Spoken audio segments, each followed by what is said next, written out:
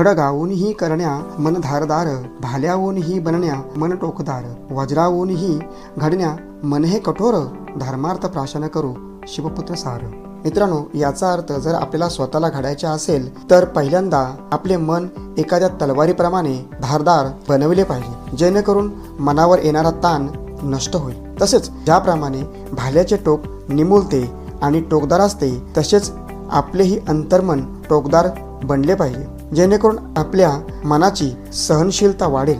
ज्याप्रमाणे शंभू राजांनी देव, देश व धर्मासाठी अनेक शारीरिक आणि मानसिक छल सहन करण्यासाठी आपले मन वज्रापेक्षाही कठोर केले होते, त्याचप्रमाणे आपणही आपले ध्येय गाठण्यासाठी आपला देव, देश व शिव शंभू छत्रपतींच्या स्वराज्य धर्मासाठी तरी आपले मन वज्राप्रमाणे कठोर करून शिवपुत्र रूपी अमृत प्राशन केले पाहिजे.